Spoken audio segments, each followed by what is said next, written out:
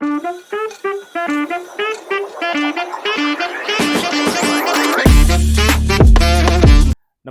Kaizen classes के online platform पर आपका एक बार फिर से स्वागत है। आज हम उत्तराखंड करंट अफेयर्स की इस सीरीज का तीसरा लेक्चर आपके लिए लेकर के आए हैं। तो चलिए बिना समय गवाए बात को शुरू करते हैं। पहली न्यूज है आज की। उत्तराखंड के मुख्यमंत्री ने राज्य के स्थापना दिवस को देवभूमि रजतोत्सव उत्तराखंड रजत गाथा के रूप में मनाने की घोषणा की है। ये बात आपको याद रखनी है, सीधी एग्जाम्स में पूछी जाएगी कि बताइए जो राज्य का स्थापना दिवस है उसको किस रूप में मनाए जाने की घोषणा की है। तो ध्यान रखना है देवभूमि रजतोत्सव उत्तराखंड रजत गाथा। ठीक है, अब यहां पे बात होती है कि ये जो रजत गाथा है इसका प्रमुख पहलू क्या है, क्या विशेषता है इसकी। तो देखिए प्रमुख पहलू में इसकी एक बात है कि जो राज्य की स्थापना दिवस का जो उत्सव होता है उसमें केवल सरकारी मशीनरी के लोग ही भाग नहीं लेंगे, बल्कि इसके अलावा कुछ और लोगों के भाग लेने की बात भी इसमें की गई है। इसके प्रमुख पहलू में यही बात है कि इसमें ये लोग भी भाग लेंगे। कौन कौन से लोग हैं? जो उत्तराखंड के प्रवासी हैं, यानी उत्तराखंड से बाहर रह करके कहीं नौकरी पैसा कर रहे हैं। दूसरा है जो उत्तराखंड के युवा हैं, महिलाएं हैं, किसान हैं, कारीगर हैं, या पर्यावरणविद हैं, इन्वायरमेंटलिस्ट हैं, या फिर राज्य आंदोलनकारी हैं, ये सब भी उस रजत गाथा उत्सव में भाग ले रहे होंगे। ये बात यहां पे करंट अफेयर्स के लिए हो जाती है। चलिए दूसरी न्यूज की तरफ बढ़ते हैं। राष्ट्रपति द्रौपदी मुर्मू ने उत्तराखंड के एक व्यक्ति हैं गोपाल दत्त उप्रेती को पादप जीनोम संरक्षक पुरस्कार से सम्मानित किया है। अब देखिए जब उत्तराखंड के व्यक्तित्व से संबंधित सवाल पूछता है तो इस तरीके से व्यक्तियों के नाम पूछे जाते हैं कि द्रौपदी मुर्मू ने पादप जीनोम संरक्षक पुरस्कार से किसको सम्मानित किया है, या पूछ सकता है उत्तराखंड के गोपाल दत्त उप्रेती को द्रौपदी मुर्मू के द्वारा कौन सा पुरस्कार दिया गया है। तो ये दो बातें आपको ध्यान रखनी है, पादप जीनोम संरक्षक पुरस्कार है। ठीक है, नेक्स्ट पॉइंट पे बढ़ते हैं, नेक्स्ट न्यूज की बात करते हैं। उत्तराखंड में एक अभियान चलाया गया है रेड फॉक्स, यानी लाल लोमड़ी। ये अभियान आपसे पूछा जा सकता है कि जो लाल लोमड़ी अभियान है ये किससे संबंधित है। तो इसका संबंध है जंगली सुअरों से खेतों की सुरक्षा के लिए, फसलों की सुरक्षा के लिए अभियान चलाया गया है। तो ध्यान रखना है रेड फॉक्स ये किससे संबंधित है, जंगली सुअरों से सुरक्षा संबंधी है। चलिए हम नेक्स्ट न्यूज की तरफ बढ़ते हैं। उत्तराखंड में एक सम्मेलन हुआ, कौन सा? 6 नंबर का विश्व आपदा प्रबंधन सम्मेलन। इसका आयोजन कहां पे किया गया? उत्तराखंड में। पहला पॉइंट तो अपने आप में यही हो जाता है, अगर कोई वैश्विक सम्मेलन भारत में हो रहा है और भारत में भी वो उत्तराखंड में हो रहा है तो पहला करंट अफेयर्स तो यही बनता है कि 6 नंबर का आपदा प्रबंधन सम्मेलन कहां पर हुआ? तो भारत में हुआ। भारत में कहां पर हुआ? उत्तराखंड में हुआ। एक न्यूज इसमें जो खास बात है, इस सम्मेलन के ब्रांड एम्बेसडर रहे अमिताभ बच्चन। तो आपसे ये सवाल पूछा जा सकता है कि हाल ही में उत्तराखंड में आयोजित हुए वैश्विक आपदा प्रबंधन की ब्रांड एम्बेसडर कौन रहे। तो 4 नाम आपको मिलेंगे, आपको टिक करना है अमिताभ बच्चन। हम यहां आपको बताते चलें कि उत्तराखंड करंट अफेयर्स का जो वेटेज है, चाहे आप उत्तराखंड पुलिस की तैयारी कर रहे हो, उत्तराखंड लोअर पीसीएस की तैयारी कर रहे हो, या फिर आगामी परीक्षा जो कि उत्तराखंड पीसीएस अपर पीसीएस की परीक्षा है, उन सभी के लिए, या फिर जो संभावित है कि हो सकता है आपको जल्दी ही नोटिफिकेशन देखने को मिले, वीडियो हो, वीपीडीओ हो, या जो भी भर्ती लेखपाल वगैरह की आने वाली है, उन सभी में ये करंट अफेयर्स का वेटेज ठीक ठाक रहने वाला है। इसलिए आप इस सीरीज को कंटिन्यू करेंगे, देखते चलेंगे, और साथ साथ मेरा रिकमेंडेशन है इसमें आप नोट्स बनाते चलेंगे। हम अपनी आज की 5वीं न्यूज पे बात कर लेते हैं। अंगदान पंजीकरण के मामले में जैसे कोई व्यक्ति लाइक मी, तो मैं क्या करता हूं कि मैं अपने अंगों को दान करता हूं, उसके लिए पंजीकरण कराना होता है, रजिस्ट्रेशन कराना होता है कि मेरी मृत्यु के बाद में मेरे अंगों को यहां पे फिर दे दिया जाएगा और उनको किसी दूसरे व्यक्ति को ट्रांसप्लांट कर दिया जाएगा।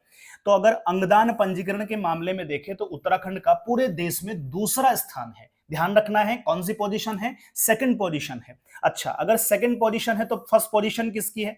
प्रथम जो है उसमें तेलंगाना है, दूसरे पे जैसा हमने बताया उत्तराखंड है, और अगर हम तीसरे राज्य की बात करें तो उसमें नाम आता है महाराष्ट्र का। ये बात आपको ध्यान रखनी है। चलिए नेक्स्ट न्यूज की तरफ बढ़ते हैं। उत्तराखंड राज्य की पहली धार्मिक फीचर फिल्म, डबल स्टार के साथ आप इस पॉइंट को लिखेंगे।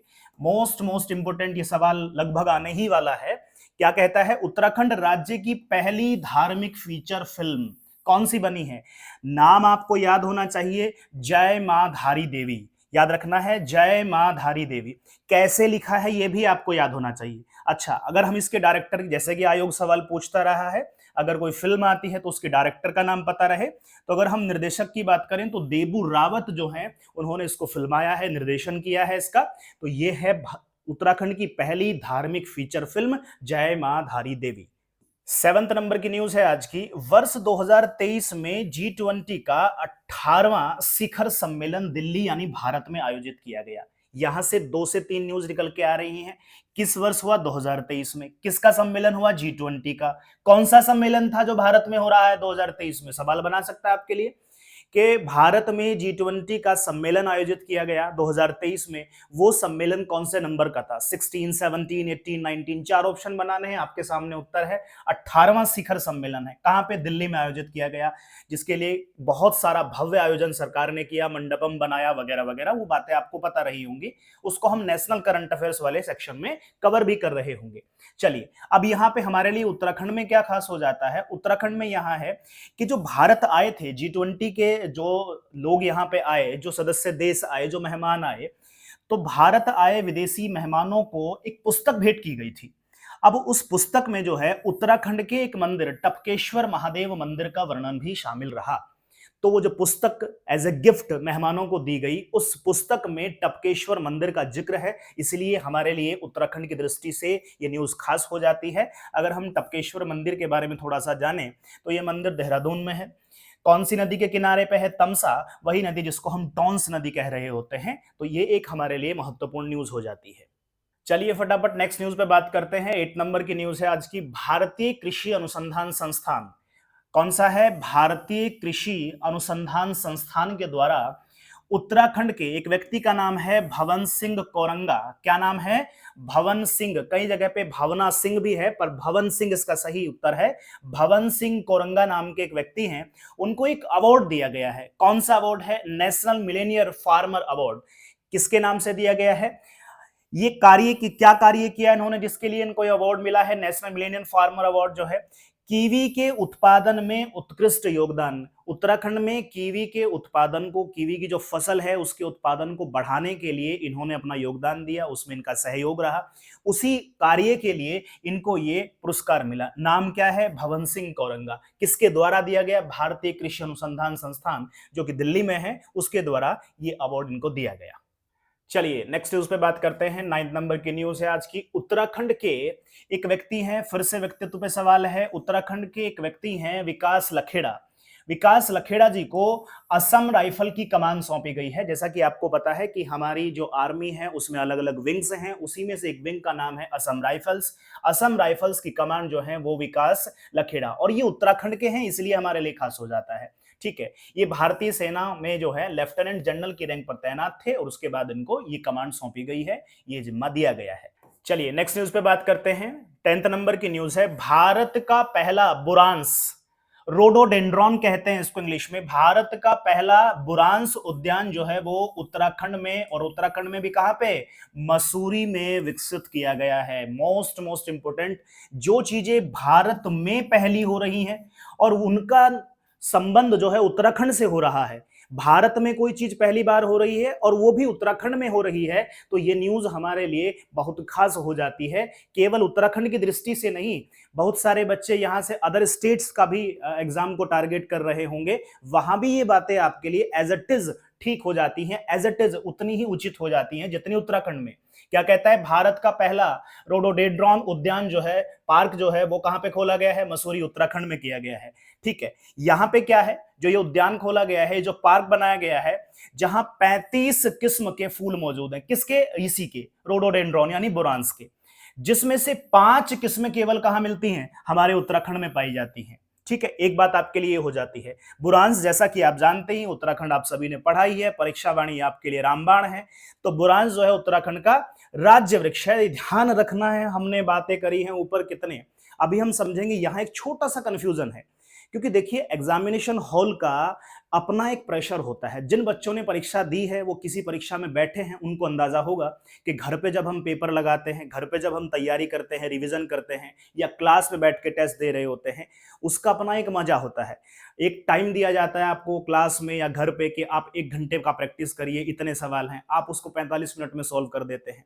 पर वही सवाल, सेम सवाल जब वहां आपको 2 घंटे भी मिलते हैं, तब आपको कमी पड़ जाती है समय की। क्यों? क्योंकि एग्जामिनेशन हॉल के अपने कुछ रूल रेगुलेशंस होते हैं, वहां का अपना एक प्रेशर होता है, और उस प्रेशर में ही आयोग आपके साथ खेल कर जाता है। कैसा खेल कर जाता है? बहुत छोटी छोटी सी मिस्टेक, स्टार्टिंग में ऑप्शन बिल्कुल आपको वही लगता रहा होगा जो आपने रट के बैठा है, और फिर लास्ट में जाकर के उसमें चेंज कर देगा। देखिए कैसे, यहां जैसा कि हमने बताया ये सबसे बेसिक है, मतलब ये उत्तराखंड की तैयारी करने वाला हर बच्चा जान ही रहा होता है, हम उम्मीद कर रहे हैं आपको भी पता ही है।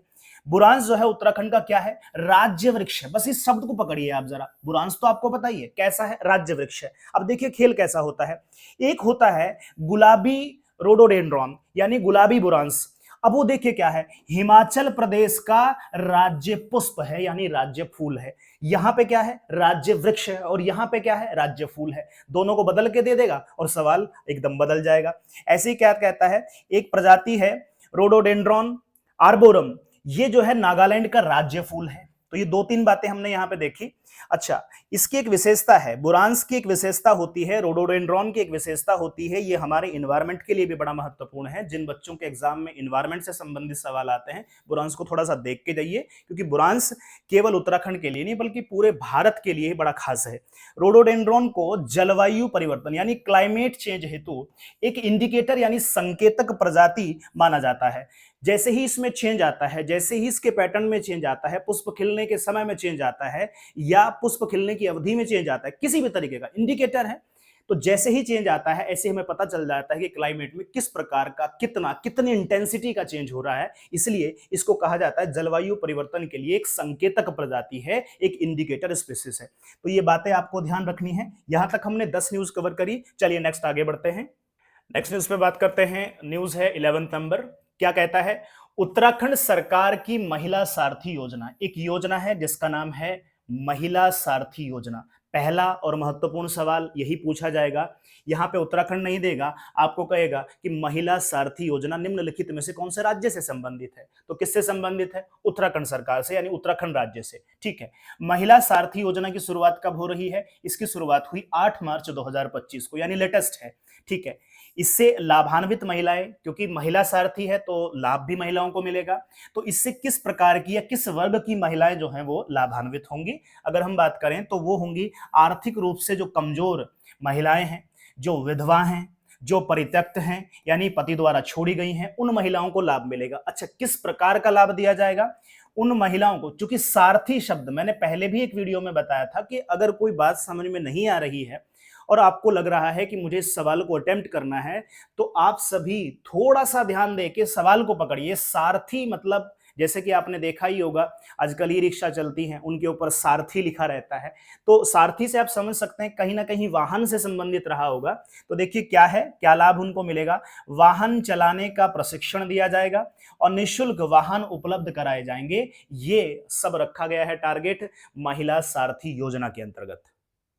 उद्देश्य क्या है इसका? अगर हम उद्देश्य की बात करें, महिलाओं को आर्थिक रूप से सशक्त एवं स्वावलंबी बनाना, महिलाओं को आर्थिक रूप से सशक्त करना और उनको स्वावलंबी करना, यानी सेल्फ रिलायंट करना, अपने ऊपर निर्भर रहें, किसी दूसरे के ऊपर निर्भर न रहें। अब देखिए एक न्यूज है, अगर आप लोअर पीसीएस, अपर पीसीएस या फिर उत्तराखंड पुलिस की भी बात कर लें, आजकल सवालों का ट्रेंड थोड़ा सा गहराई की तरफ जा रहा है। अगर हम उस पर बात करें तो एक न्यूज देगा आपको, कहेगा उत्तराखंड सरकार की महिला सारथी योजना से संबंधित निम्नलिखित में से कौन से कथन सत्य हैं, या फिर पूछ सकता है कौन सा कथन जो है वो असत्य है। और इस तरीके से इसकी शुरुआत 8 मार्च 2025 को हुई। हो सकता है डेट चेंज कर दे आपके लिए।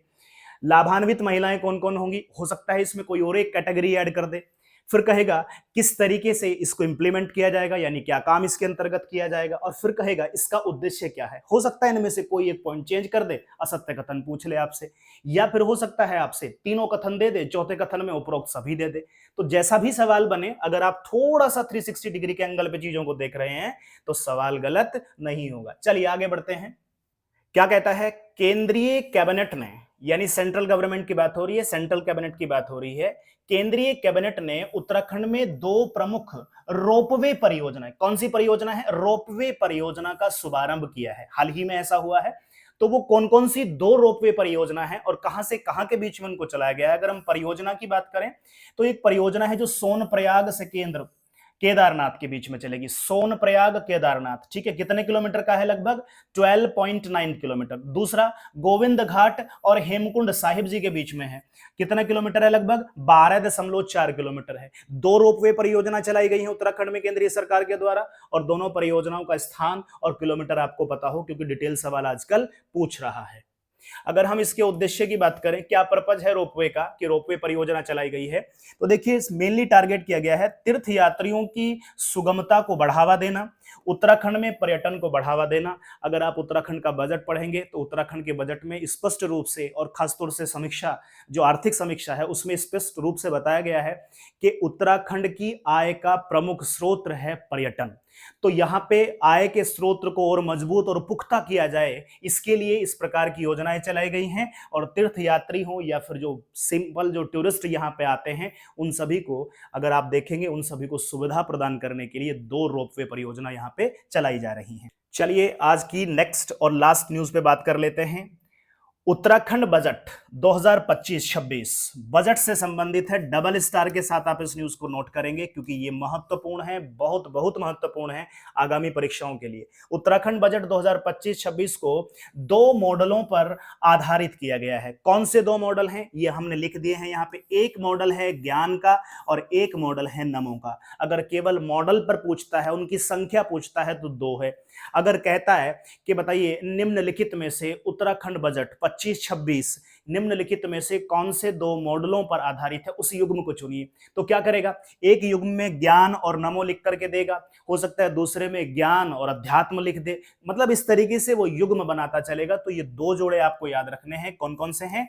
एक है ज्ञान का और एक है नमो। ये 2 मॉडल है। अच्छा, ये ज्ञान जो है एक तरीके का निमोनिक्स है। निमोनिक्स क्या है कि पहले पहले अक्षर ले लिए और फिर उनसे संबंधित एक शब्द बना दिया। जैसे हम बताते हैं ज्योग्राफी में कि जो कैस्पियन सागर है, भूगोल में, वर्ल्ड हिस्ट्री ज्योग्राफी में, जो कैस्पियन सी है, कैस्पियन सी से जो लगने वाले देश हैं, उसको याद करने के लिए हम बताते हैं कि तारीख को याद कर लीजिए, TARI के। तो इस तरीके से हम बताते हैं कि तारीख है, उसको क्या कहते हैं? उसको कहते हैं निमोनिक्स, जिसको आप ट्रिक्स कहते हैं, निमोनिक्स। तो ज्ञान बनाया गया है। ज्ञान को किससे डिनोट करेंगे? देखिए, ज्ञान यानी G फॉर गरीब, Y फॉर युवा, A फॉर अन्नदाता, N फॉर नारी। अगर आप ऐसे भी याद कर लेंगे, आपसे सीधा सीधा सवाल पूछेगा, सीधा सीधा सवाल पूछेगा कि बताइए ज्ञान जो है, जो कि एक मॉडल है इस बार उत्तराखंड के बजट का, उसमें निम्नलिखित में से कौन से तत्व या कारकों को शामिल किया गया है, या किन से मिलके बना है, किन 4 पिलर से, किन 4 स्तंभों से मिलके बना है? तो एक हो जाएगा गरीब, युवा, अन्नदाता और नारी। अच्छा, दूसरे मॉडल जिसको हम नमो कह रहे हैं, अगर हम नमो पे बात करें तो सरकार ने यहां कहा N फॉर नवाचार। यहां पे इन्होंने कोई इनोवेशन नहीं दिया है, नवाचार के लिए इन्होंने इनोवेशन शब्द नहीं किया। नवाचार न और N सीधा सीधा पकड़ना, आपको सोचना ही नहीं है। नवाचार। दूसरा इन्होंने क्या कहा? A आत्मनिर्भर उत्तराखंड। तीसरा महान विरासत, M महान विरासत। और चौथा बताया है इन्होंने ओजस्वी मानव संसाधन, O से ओजस्वी मानव संसाधन। इस तरीके से ये 2 मॉडल हैं और ये इनके निमोनिक्स की फुल फॉर्म है। किस बेस पर है? ये 4 ऑप्शन उसके सामने बनते हैं, ये 4 ऑप्शन उसके सामने बन सकते हैं। तो ये अपने आप में एक एक सवाल है। हम करंट अफेयर्स को इसी तरीके से क्रिस्पी फॉर्म में आपके लिए लाते रहेंगे। आप सभी लोग जुड़े रहिए। अगर वीडियोज अच्छी लगती हैं तो दूसरों के साथ शेयर कीजिए और चैनल को सब्सक्राइब कीजिए अगर आप चैनल पर नए हैं। चलिए मिलते हैं इस तरीके से एक नए सेक्शन के साथ में। तब तक के लिए जुड़े रहिए, अपना ख्याल रखिए। धन्यवाद।